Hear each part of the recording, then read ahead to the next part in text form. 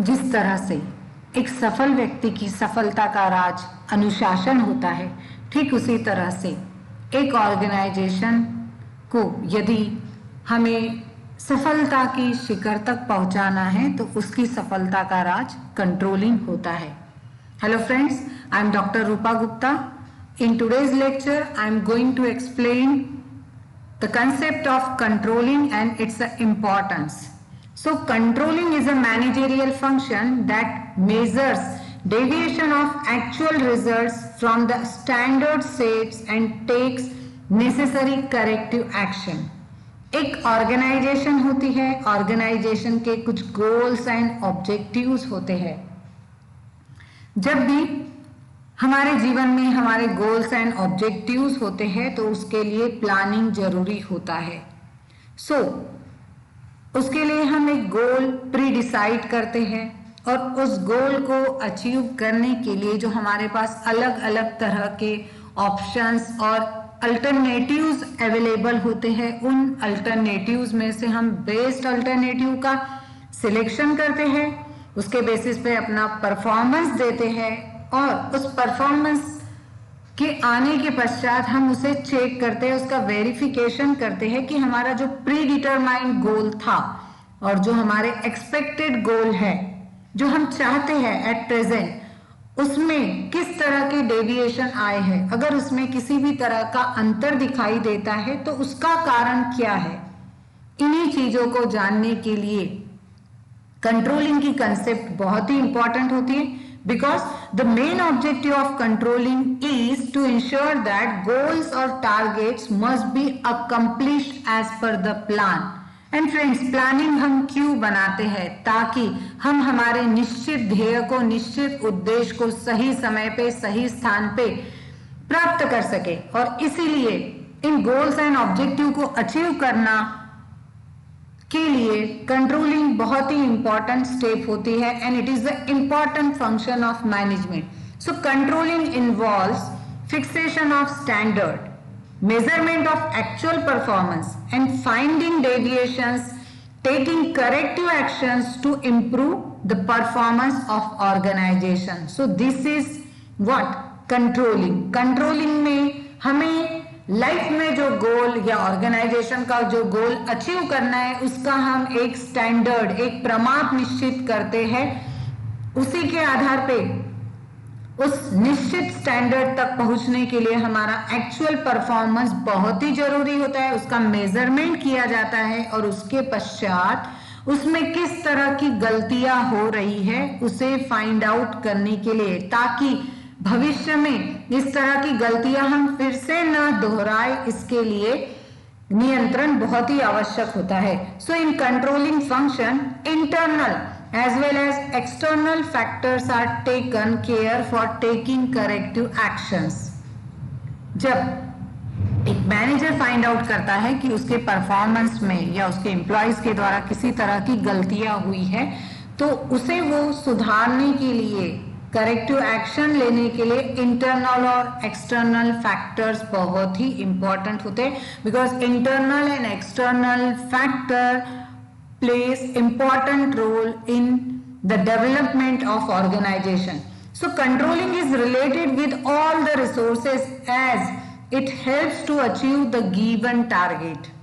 As in organization there are so many kinds of resources like manpower, natural, physical, materialistic, financial, etc. So top level management and middle level management दोनों भी responsible होते हैं controlling function के लिए. So management में controlling का बहुत ही important role होता है. Let us discuss the technical definition given by Philip Kotler.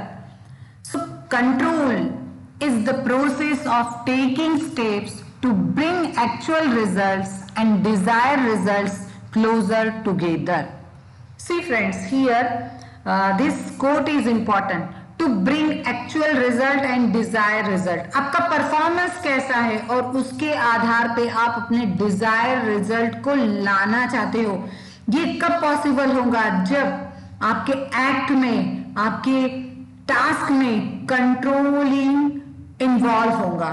So therefore controlling is nothing but to bring actual results and desired results closer together. So let us discuss the importance of controlling. If there is a controlling, तो क्या होगा? अगर किसी organisation में properly controlling किया जाता है तो इससे कौन कौन से बेनिफिट्स हो सकते हैं? So the first and most important is fulfilling goals of organisation. Controlling के वजह से हम ऑर्गेनाइजेशन के जो गोल्स एंड ऑब्जेक्टिव्स होते हैं वो अच्छी तरह से फुलफिल कर पाते हैं। And the controlling function ensures that the activities take place according to the plans, and if there is any deviation, timely action is taken. When all the activities are conducted successfully according to the plan, the organizational goals can be achieved as desired. So therefore there is a coordination between planning and controlling. अगर हम planning के according perform कर रहे हैं तो controlling is also essential. Making efficient utilization of resources. This is also important aspect of controlling. By using various control techniques, managers can keep a close watch over the utilization of human, physical and financial resources. They can prevent the misuse or wastage of resources and ensure proper utilization of the same resources. So therefore organisation में controlling बहुत important होते हैं क्योंकि हम अपने standard result को achieve करने के लिए वेस्टेजेस को रिड्यूस करेंगे, जिसकी वजह से हमारी ऑर्गेनाइजेशन का परफॉर्मेंस इंप्रूव होगा। In the same manner controlling की वजह से स्टैंडर्ड में एक्यूरेसी आती है। So the next point is accuracy of standard is possible on the basis of controlling. हमें पता है कि ऑर्गेनाइजेशन में अलग अलग लेवल ऑफ मैनेजमेंट होते हैं, जैसे कि top level management, middle level management and low level management. तो हर लेवल के मैनेजमेंट पर जजिंग करने के लिए कंट्रोलिंग बहुत इंपॉर्टेंट होता है।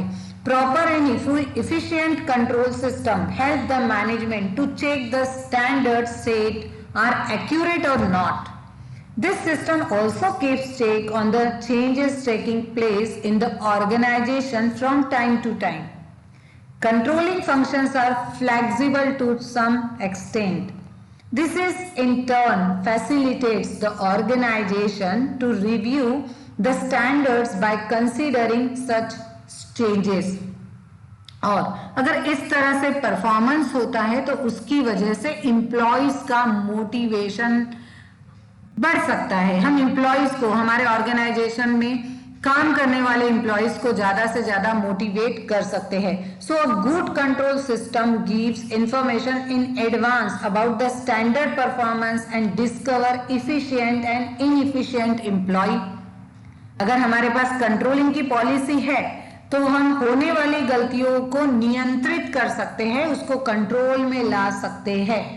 And efficient employees may be given financial rewards और incentives to motivate them further. हमें पता है कि हम दो तरह से एम्प्लॉइज को मोटिवेट कर सकते हैं, एक तो financial that is monetary motivation and non monetary motivation. दोनों भी मोटिवेशन का अपना अलग अलग स्थान होता है, अपना अलग अलग महत्व होता है। अगर हम एम्प्लॉइज को बोनस या अदर इंसेंटिव्स देते हैं, फाइनेंशियल रिवॉर्ड्स देते हैं, तो इनकी वजह से उनका मोटिवेशन बढ़ता है। वे बहुत ही लगन, हिम्मत और ईमानदारी के साथ में ऑर्गेनाइजेशन से जुड़े रहते हैं और अपना अच्छे से अच्छा परफॉर्मेंस देने की कोशिश करते हैं।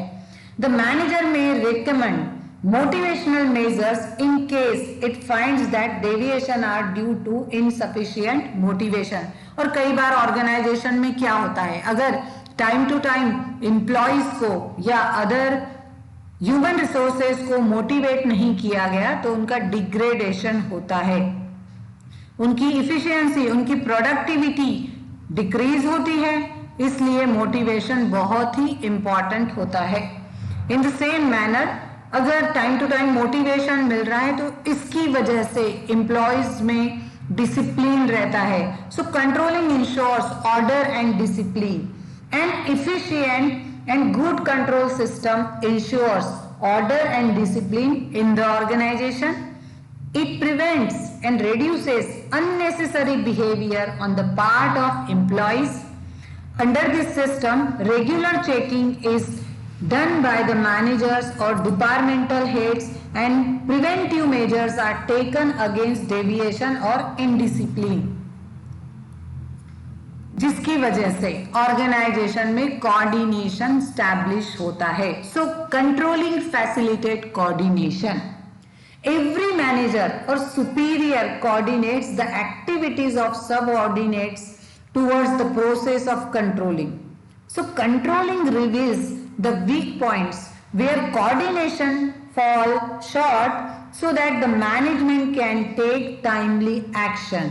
और टाइम पर एक्शन लेने की वजह से ही ऑर्गेनाइजेशन में कोऑर्डिनेशन स्टैब्लिश किया जा सकता है. And therefore coordination and controlling is a important function of management. In the same manner coordination controlling imparts psychological pressure. Efficient control system puts psychological pressure on the employees to perform better. जब हम पर psychological pressure होता है तो हम अपने काम को अच्छे से अच्छा करने की कोशिश करेंगे. इसकी वजह से मैनेजर उन्हें रिवॉर्ड भी देता है. अगर हम टाइम टू टाइम रिवॉर्ड देते हैं तो इसकी वजह से एम्प्लॉयज का मोटिवेशन रेज होता है और वो अपने काम को बहुत अच्छी तरह से निभाते हैं, अपने कर्तव्यों के प्रति दक्ष होते हैं, कर्तव्य निपुण बनते हैं और अपने परफॉर्मेंस को अच्छे से अच्छा देने की कोशिश करते हैं. And their performance is measured and compared with standards set from time to time. All the employees knows that their performance will be evaluated and hence they put on their best to perform well. And therefore psychological pressure also plays important role in the process of controlling. In the same manner, controlling ensure organizational efficiency and effectiveness. Efficient and proper control system ensures organizational efficiency and effectiveness. The factors of controlling such as motivation for better performance, achievement of coordination in the performance, and managers' responsibility ensure that the organization work more efficiently. And therefore, controlling is an important function of management. In the same manner, controlling builds good corporate image. अगर society में एक organisation की अच्छी image होती है तो इसकी वजह से उसकी सेलिंग बढ़ती है, उसकी गुडविल, उसका नेम फेम बढ़ता है, जिसकी वजह से उस ऑर्गेनाइजेशन का ग्रोथ एंड डेवलपमेंट होता है. तो an efficient controlling system helps to improve overall efficiency and quality of work.